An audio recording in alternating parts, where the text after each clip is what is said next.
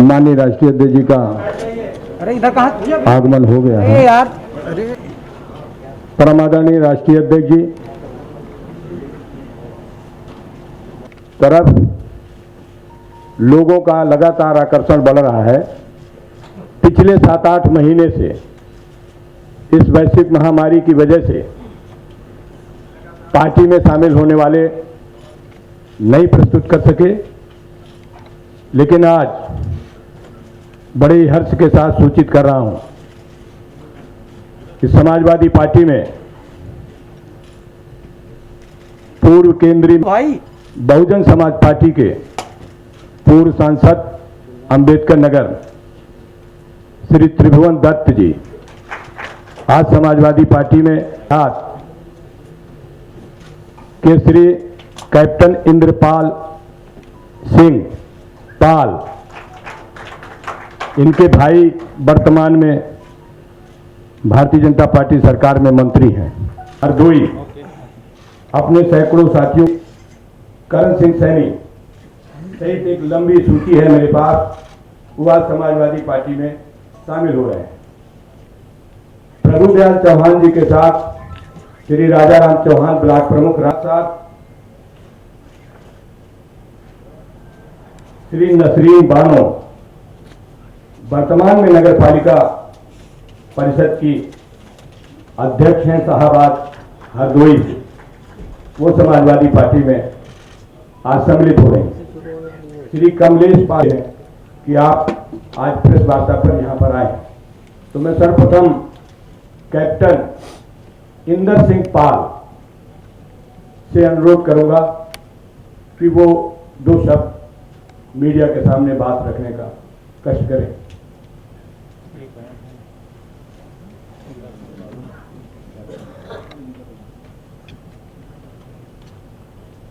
केंद्रीय मंत्री आदरणीय सलीम शेरवानी साहब से युवाएं और अपनी बात रखें। आदरणीय सलीम शेरवानी साहब, भूतपूर्व केंद्रीय मंत्री। बहुत बहुत शुक्रिया। मैं सबसे पहले तो अखिलेश जी का बहुत दिल से शुक्रिया अदा करना चाहता हूँ कि उन्होंने मुझे फिर से एक मौका दिया कि मैं समाजवादी पार्टी की खिदमत करूँ।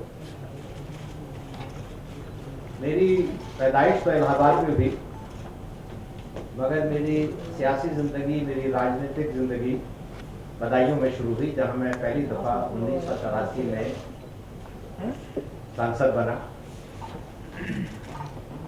उसके बाद मैं 5 दफ़ा सांसद बना, केंद्रीय विदेश मंत्री भी रहा, स्वास्थ्य मंत्री भी रहा, और अपने मुल्क की खिदमत करने का, अपने लोगों की खिदमत करने का मुझको मौका मिला। आज मैं अपनी ज़िंदगी के उस मोड़ पे खड़ा हुआ हूँ कि मैंने बहुत गहराई से सोचा कि अब मुझे राजनीति से पीछे हट जाना चाहिए, इस्तीफ़ा ले लेना चाहिए।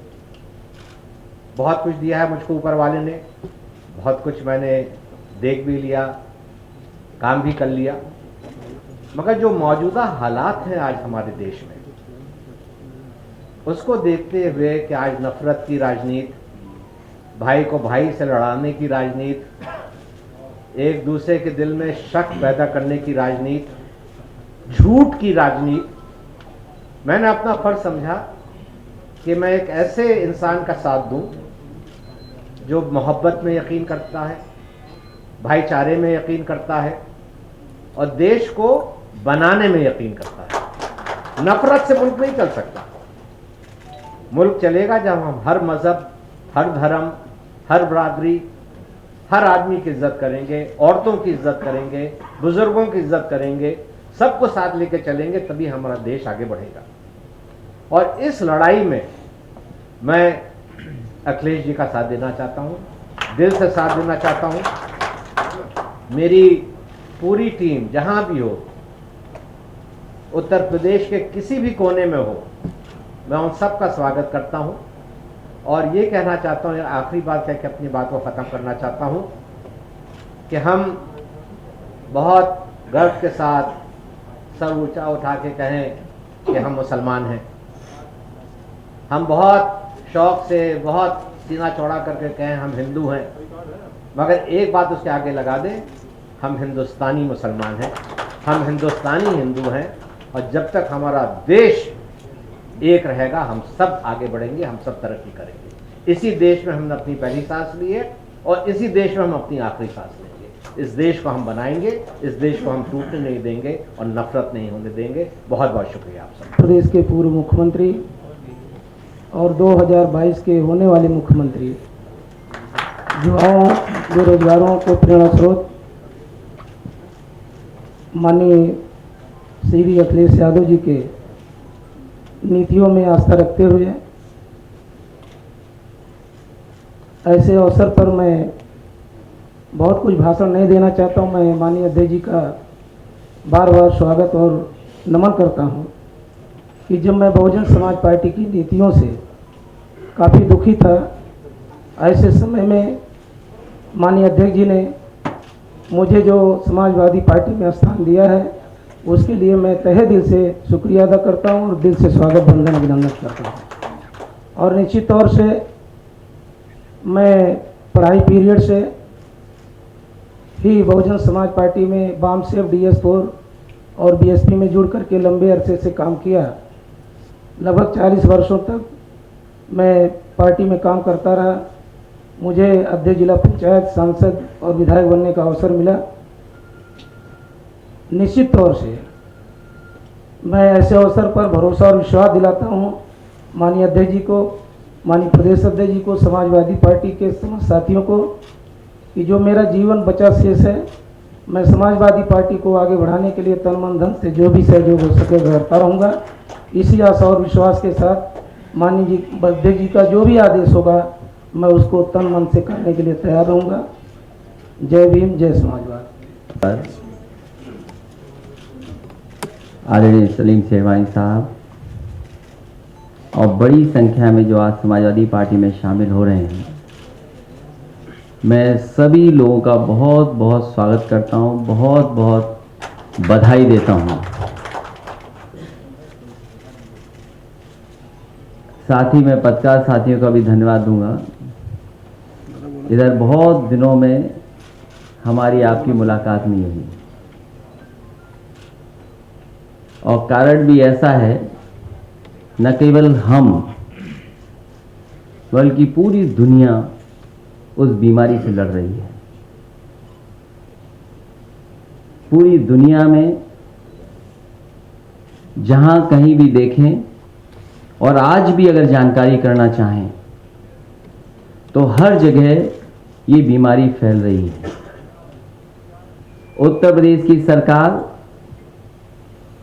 जहां हम सब लोग रह रहे हैं, उनका एक ही निर्णय है कि जितने कम टेस्ट होंगे उतनी ही कम बीमारी दिखाई देगी।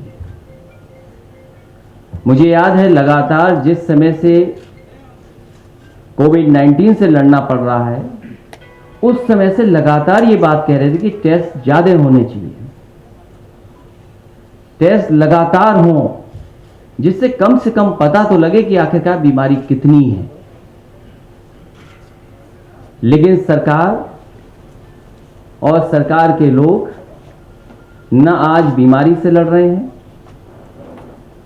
न ही जो लोग अस्पताल पहुंच जा रहे हैं उन्हें कोई इलाज और सुविधा दे पा रहे हैं। बड़ी संख्या में लोगों की जान गई है,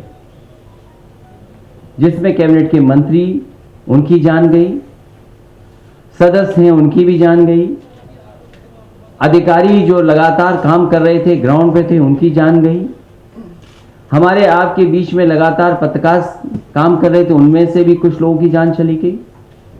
न जाने कितने लोग बीमार हुए हैं और अब सरकार कह रही है कि कहीं ना कहीं हमें इस बीमारी के साथ रहना पड़ेगा। अगर हमें और आपको इस बीमारी के साथ रहना है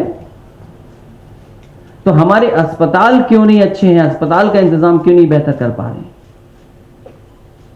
इसलिए जहां कोविड से परेशान है वहीं हमारे किसानों के साथ लूट हो गई। ये वही भारतीय जनता पार्टी है जिसने कहा कि हम किसानों की आय दोगुनी कर देंगे, आज धान की लूट हो रही, जो भी किसान पैदावार कर रहा है उसकी लूट, आखिरकार केवल नारा बनकर के रह गया। एक सरकार जिसने भूमि पूजन 2 बार किया, 4 लाख करोड़ का इन्वेस्टमेंट की बात कही। आज सरकार से हम जानना चाहते हैं कि जो 4 लाख करोड़ से ज्यादा के इन्वेस्टमेंट का एमओयू हुआ था, जिसकी भूमि पूजन हुई, वो आज जमीन पे कितना दिखाई दे रहा है।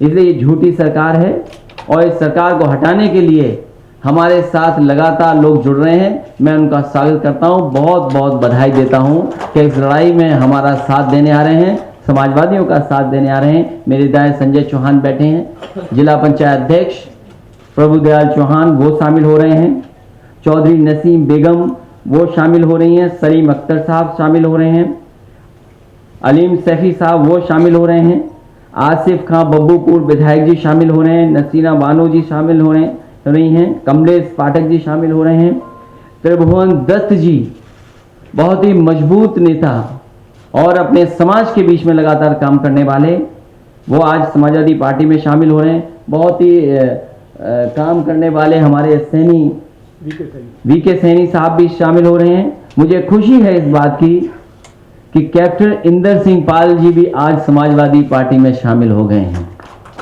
इसलिए आज शामिल होने वालों का मैं बहुत बहुत स्वागत करता हूं, बधाई देता हूं। जो इस हॉल में उनका भी स्वागत करता हूं, बगल के हॉल में जो बैठे हैं उन साथियों का भी बहुत बहुत स्वागत करता हूं कि आज समाजवादी पार्टी में आप लोग जुड़ रहे हैं, शामिल हो रहे हैं।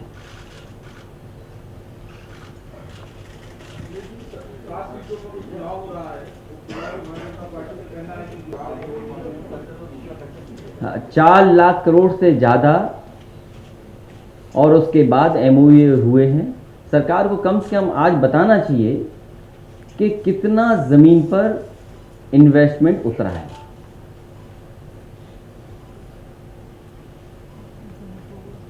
ये एक सीट आपने लोकदल के लिए छोड़ी है बुलंदशहर में बाई इलेक्शन में, तो क्या इसको समाजवादी पार्टी का भविष्य का गठबंधन मान के चला जाए? भविष्य में, क्योंकि हमारे साथ संजय चौहान जी भी बैठे हैं जो समाजवादी पार्टी से चुनाव लड़े थे। भारतीय जनता पार्टी ने बेईमानी न की होती तो आज वो सांसद होते।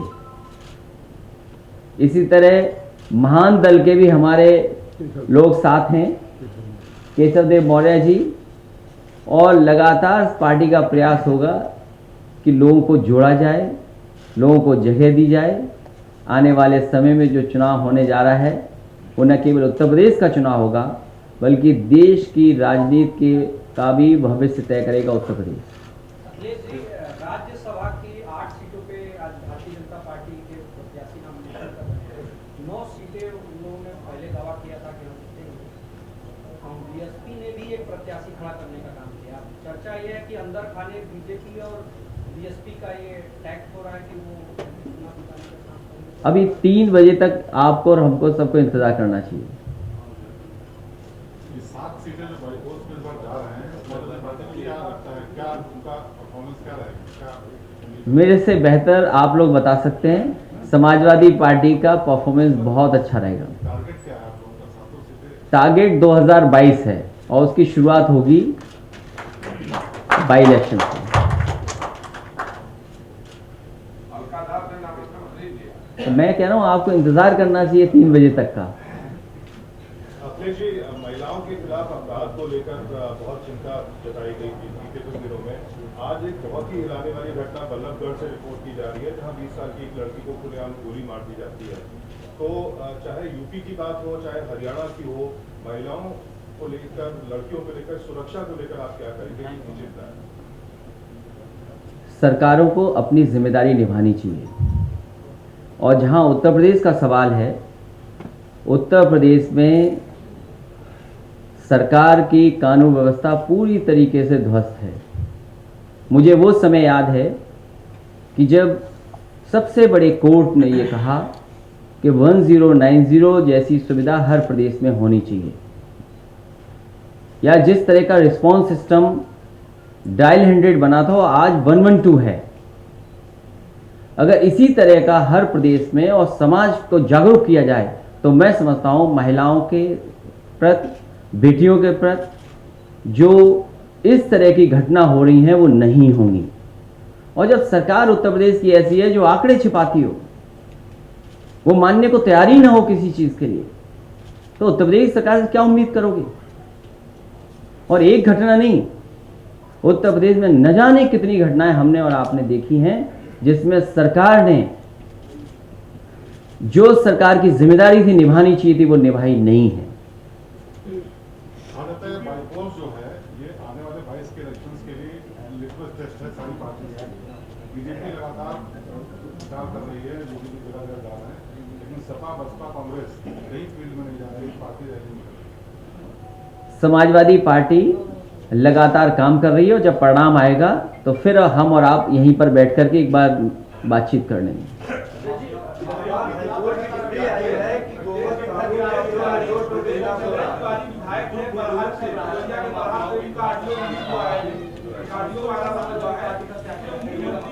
देखो, अगर 2-3 लोग एक साथ बोलेंगे तो कैसे सुन पाऊंगा मैं?